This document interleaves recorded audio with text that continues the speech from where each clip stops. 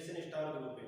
तो दोस्तों हम पढ़ रहे थे आपकी जो प्रश्नावली 3.4 आपकी विलोपन विधि वो पूरी कर ली थी। आज पढ़ेंगे हम आपकी प्रश्नावली 3.5, वो है उसमें है वज्र गुणन विधि। देखो सबसे पहले ग्राफी विधि क्लियर की थी, फिर प्रतिस्थापन, फिर विलोपन। अब करेंगे हम आपकी जो वज्र गुणन विधि है वो। तो देखो सबसे पहले एक बार इसका बेसिक क्लियर कर लेते हैं। जैसे मैंने कोई दो चर वाले रैखिक समीकरण लिख लिए हैं। एक तो ये लिख लिया a1x plus b1y plus c1 बराबर 0, एक समीकरण तो ये लिख लिया। इसी प्रकार a2x b2y और प्लस c2 बराबर 0, एक समीकरण ये लिख लिया। अब देखना है दोस्तों, ध्यान से देखना है। यहाँ पे देखो ये x का मान, ये y का मान और ये अचर पद। तो देखो x का मान कैसे निकालते हैं, बराबर y का मान कैसे निकालते हैं, बराबर अचर पद 1 का मान कैसे निकालते हैं। ध्यान से देखना है, ये समझ में आना चाहिए, फिर बाकी समझ में आ जाएगा। तो देखो ये x का मान निकालना है, यहाँ से निकालना है तो इसको रख लो, इसको रख लो। अब देखो y की जगह पे b1 बटा b2, तो इसके नीचे लिख लो b1 बटा b2 और आगे है c1 बटा c2, एक हो गया। अब देखो y का निकालना है तो y को रख लो, आगे देखो y का निकालना है तो y को रख लिया, आगे देखो c1 बटा c2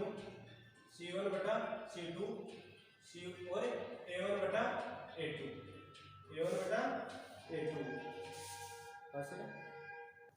तो देखो दोस्तों ये हो गया आपका y का मान। अब अचर पद देखो, अचर पद c1 बटा c2 इसको रख लो। अब देखो c1 बटे a1 बटा a2 फिर है b1 बटा b2। देखो दो चर वाले रैखिक समीकरण नंबर 1 लिख लिया, 2 लिख लिया, दो समीकरण लिख ली।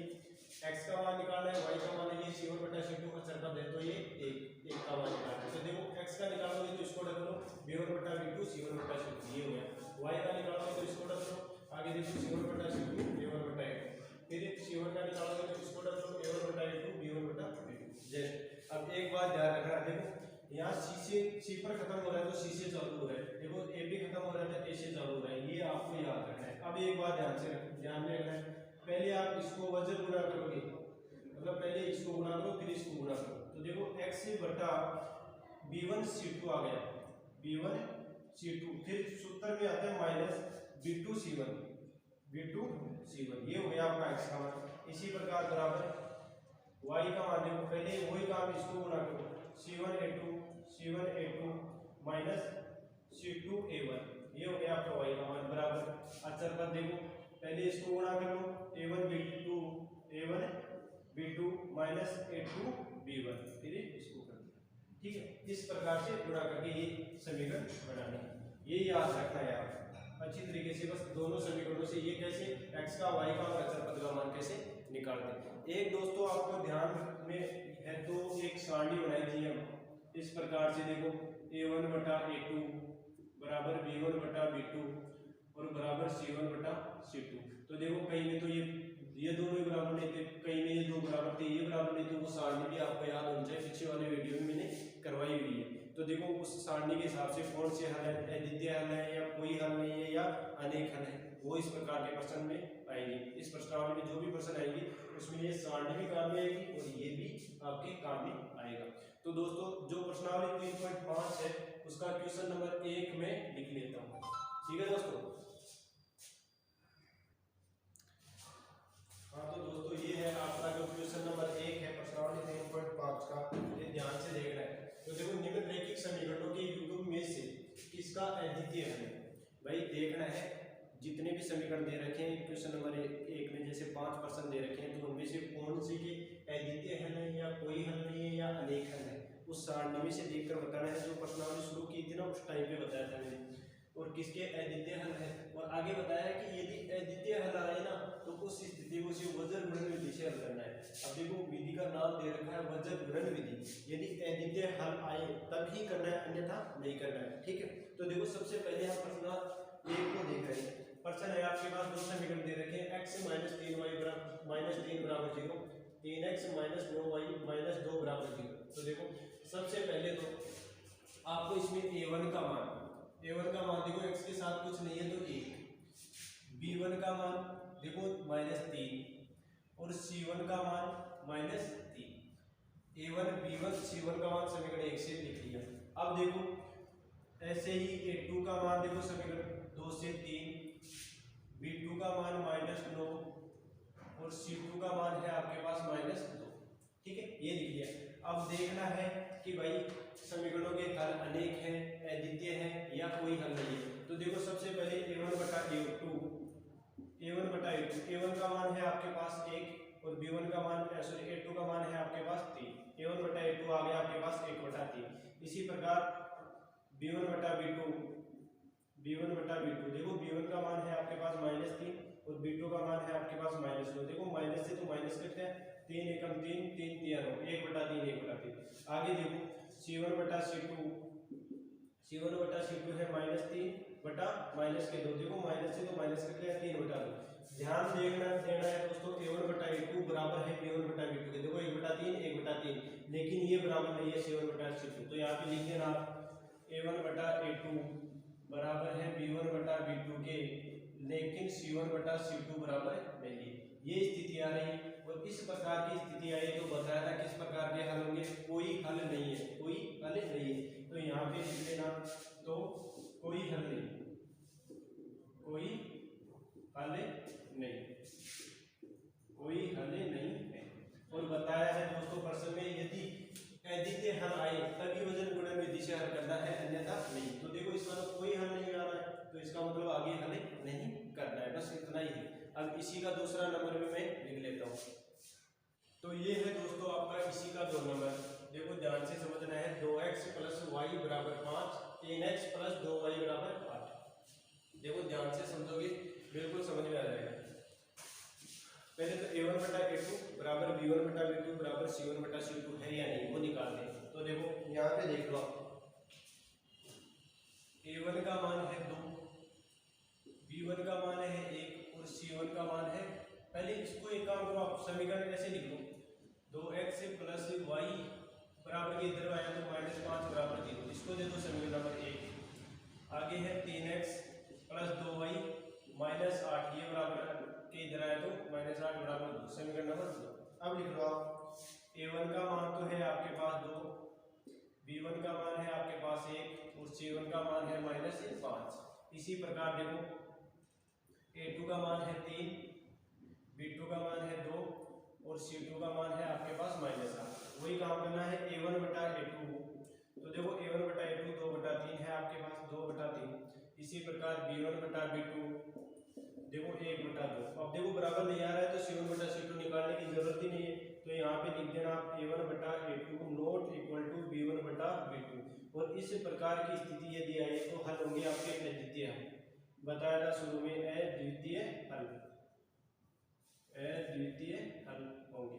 और प्रश्न दे रखा है यदि अद्वितीय हल होंगे, यदि अद्वितीय हल है तो उसे वज्र गुणन विधि से हल करना है। अब ध्यान से देखना है दोस्तों, वज्र गुणन विधि ये होती है आपकी वज्र गुणन, वज्र गुणन विधि। अब देखो बताया था वज्र गुणन में शुरू में x का मान निकालना है, y का और अचर का, ठीक है। तो देखो x का निकाल रहे हो तो देखो ये रहा x का, ये रहा x का, तो ये है x का, तो इसको गुणा कर दो आपस में, 1 बटा 2 और 5 बटा 1 बटा 2 और -5 बटा -8, -5 बटा -8। अब देखो y का निकाल रहे हो, इसको रोक लो, -5 बटा 8 माइनस के 5 बटा -8 और इधर 2 बटा 3, 2 बटा 3। अब इसको रख लो तो देखो आएगा आपके पास 2 बटा 3 और है आपके पास 1 बटा 2, 1 बटा 2, इस प्रकार से आएगा, ध्यान रखना है। अब देखो पहले इसको गुणा करना है, तो देखो x का तो x बटा देखो माइनस का 8 फिर सूत्र का माइनस फिर सूत्र का 5 दूनी 10, तो ये हो गया आपके माइनस के 10, ध्यान रखना है। फिर आगे y का तो y बटा, पहले इसको गुणा करो और फिर इसको गुणा करो, तो 5 3 15 माइनस के और 8 है फिर माइनस का सूत्र का माइनस फिर 8 दूनी 16, ये हो गया। फिर बराबर 1, वही काम इसमें किया है, अब इसमें भी करो, 2 दूनी 4 और 3 का 3 माइनस के 3, ये हो गई आपकी। अब देख रहे हैं दोस्तों पहले इसको हल करो, x का तो x बटा देखो माइनस के 8 माइनस माइनस प्लस के 10 बराबर देखो y का y माइनस के 15 माइनस माइनस प्लस 16 बराबर 1 का तो 1 4 में से 3 गया तो 1 ये हो। अब देखना है दोस्तों एक बार तो इन दोनों के बीच संबंध निकाल के एक बार इन दोनों के बीच संबंध निकालेंगे। तो पहले इन दोनों के बीच निकाल लेते हैं तो x बटा, अब देखो यहाँ पे एक बार हल कर लो इसको, ऐसे हल कर लो। यदि यहाँ पे संबंध बाद में देख लेना एक बार, यहाँ पे इस प्रकार हल कर सकते हैं। देखो x का तो x, यहाँ पे बच गया आपके प्लस के 2 बराबर y, यहाँ पे बच गया आपका 1 और यहाँ पे बच गया 1 बटा 1। एक बार तो इन दोनों के बीच संबंध निकाल लो और एक बार इन दोनों के बीच संबंध निकाल लो। तो पहले इन दोनों के बीच निकाल लेते हैं। x बटा 2 बराबर 1 बटा 1, वही वजन गुणा x को 1 से किया तो x बराबर 2, x का मान कितना आ गया 2। अब इन दोनों के बीच निकाल लो, इन दोनों के बीच निकालोगे तो y बटा 1 बराबर 1 बटा 1, वजन गुणन कर लो y का y और y बराबर 1, ये हुए x और y के मान। यही है आपकी वजन गुणन विधि। देखो दोबारा से, सबसे पहले तो पता करेंगे कि हल अद्वितीय है, कोई हल नहीं है या अनेक हल है। तो a1 बटा a2 b1 बटा b2 c1 बटा c2 निकालेंगे। तो देखो a1 बटा a2 बराबर नहीं है b1 बटा b2 के, तो किस प्रकार के हल होंगे अद्वितीय हल। किस प्रकार के हल होंगे अद्वितीय हल।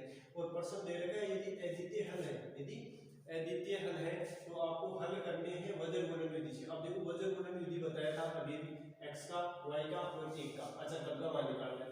यहाँ पे देखो x का निकालोगे तो ये आ जाएगा y के साथ वाला। देखो यहाँ पे देख लो x का निकालना है, इनको रखना है, ठीक है, इनको आपस में गुणा करना है 1 बटा 2 और -5 बटा 8, ठीक है।